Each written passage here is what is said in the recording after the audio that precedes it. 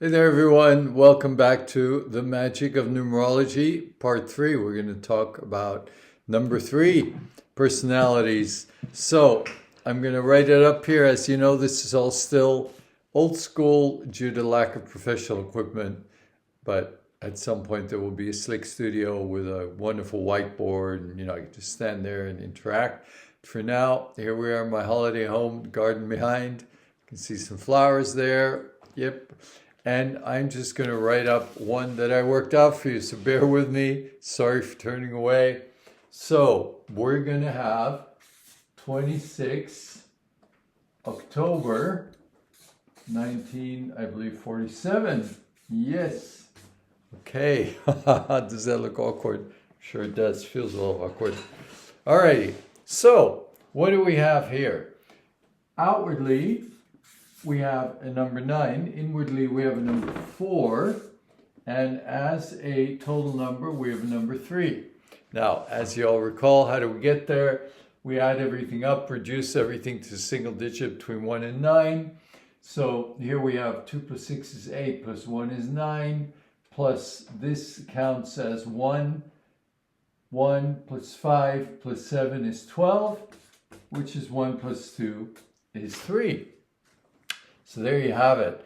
So what does this look like? So we're going to draw the pentagram or the 5-pointed star representing the human being, head, hands, and legs, like the Leonardo da Vinci drawing.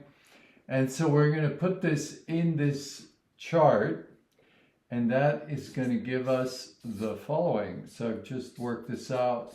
So I'm going to copy it from my notes. Very interesting. If you watched videos 1 or 2, and if you have, please like and subscribe, then you know what's coming and you know how all these charts look very different. And so too is this one different. Let me just see if I got everything here. Yes. All right. So I always look at horoscopes. It's a default setting of mine. So this individual is a Scorpio. And at the end, I might divulge a little bit more about how this is related to the previous video. But for now, we're going to do the analysis of this one. So a gentle reminder, this is the female side, this is the male side. So this individual does have a little more numbers on the male side, but it's pretty well balanced. I forgot an important one here. So here again, similarly to video 2, but a different one, we have a cross. The crossing of the eyes, so to speak. Now, as we've discussed before, people who have this 1-6 line, this one, are really lucky, because I was trying to do this in mirror, but that's not working well. So this means that whatever you decide up here intellectually, you can manifest down here in matter. So it's a willpower. So the people with this numerology, whatever they decide, they can pull it off. The downside, the risk is burnout, because you can abuse that. It's like a rubber band. As kids, we used to always pull it, and you get to a point where if you go too far, it's going to break. So anyway, then there's another very interesting thing here, and that is this line between the 2 and the 0. Now, what does that mean? People with this configuration are potentially born mediums. And of course, someone's going to say, well, if you're a stockbroker and you have this birthday, you're not a medium, right? No, that is true. That is accurate. However, this configuration means that you can become a medium. So people with this aspect, they can look at somebody's photo and they can intuit a lot about that person. And mind you, for the non-woo-woo and the non-explicitly spiritual types among us, in the corporate world and in finance and in government and in the legal world, a lot of billionaires consult astrologers. A lot of millionaires consult astrologists and numerologists, because they know these are universal truths. And, it's considered occult or esoteric, but it's just numbers. If you drive across a bridge today, the reason the bridge is there is because the numbers all match up, exactly. If you're 1 millimeter off, the whole bridge collapses. So there's nothing random about numbers there. They're very, finite realities, if you want. So anyway, so this person potentially has that quality, but this also means that they're very busy in their minds. They're always thinking, and they love to gab about what they're thinking about. They've got the gift of gab, if you want.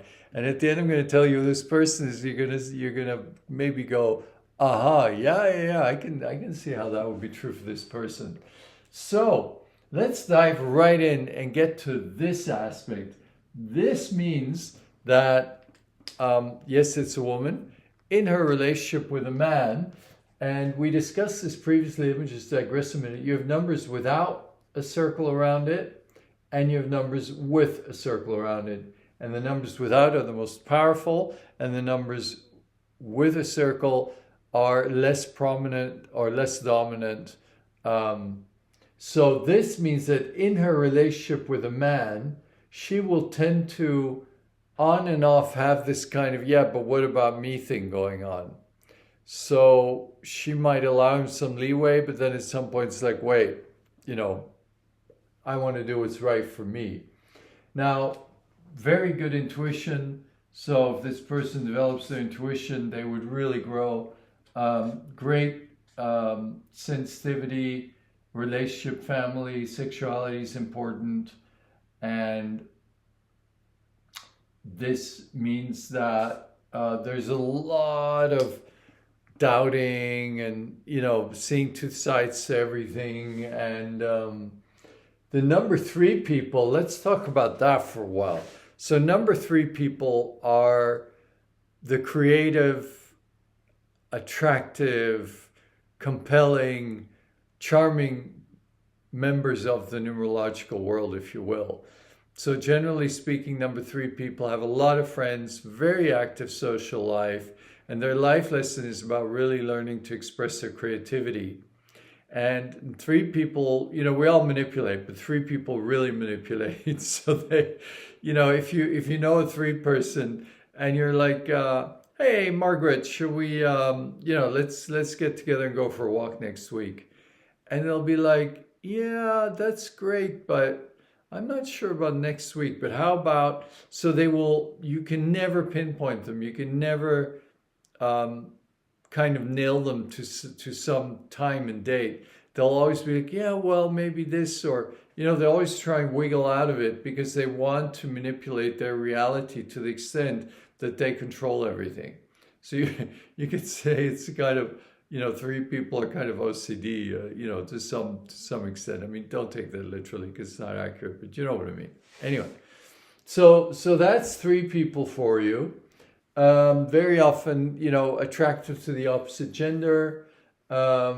So having said this, and I don't know why I got going on this, but the number 2 numerology I did was of a previous American president, and no surprise, this is his wife. So anyway, you all know who that is, I think. Let me help you by saying she too ran for presidency. That might explain it. She and her husband went through a big confidence crisis of confidence, because he was unfaithful. And now the interesting thing is to look at who this person is, and I'm saying with all due respect for the person in question. But even if I didn't know about this person, so they're Scorpio. Now Scorpio rules over 3 areas, and that's sex, death, and rebirth. Those are the 3 main Scorpio themes. And Scorpio people have very deep, intense feelings. If you look at the animal, the scorpion, if you attack a scorpion in general, it will either kill you or it'll kill itself, or both.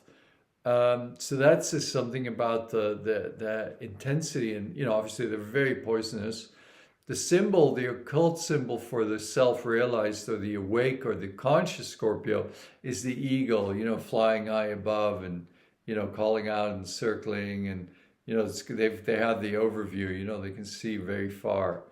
So Scorpio has two sides to it, and there's a challenge, an invitation for Scorpio people to go from that scorpion that's kind of, hiding around in the sand and the rocks and killing or getting killed, and to really evolve to this knowledgeable person who's free from their desires, if you want, as well, because Scorpio is very much about desire.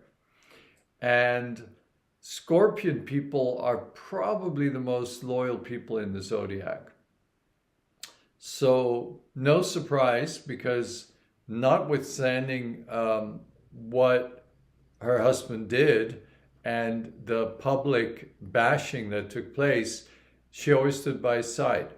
And that is pretty indicative of Scorpions. I mean, they're known to be incredibly vengeful and vindictive, but they're also known to be incredibly passionate and supporting and loving. So there's both those aspects. And outwardly, she's a number 9, and so is the person in number 2, her husband. And so they meet each other there. They're both, universal beings, spiritual beings, philosophical beings. And so that's a big click. But then inwardly, she's a number 4. Now, 4 is kind of like a square box you look out through, a square window. And with 4 people, everything has its place. Everything's organized, structured, and 4 people really need to learn to live from their heart. So maybe going through that horrible, horrible ordeal with him, actually the pain finally led to her opening her heart. I'm not saying her heart wasn't open, but it'll sure do that, because something either kills you or makes you stronger, as Nietzsche said. And everything that doesn't kill me makes me stronger. And that could also be a motto for Scorpio, so it didn't kill her, so it made her stronger. And she actually became presidential candidate, which I would say is an incredible, metamorphosis and turnaround from, being the wife of the naughty guy who, couldn't keep his hands to himself. Excuse me, saying it very politely. Yeah, that's number 3. That's Scorpio. And for clarity's sake, I don't have an opinion about her being a presidential candidate one way or another. I'm just naming it as it is, quote unquote, an achievement, if you make it that high up I was going to say corporate, but the material ladder, if you want. So,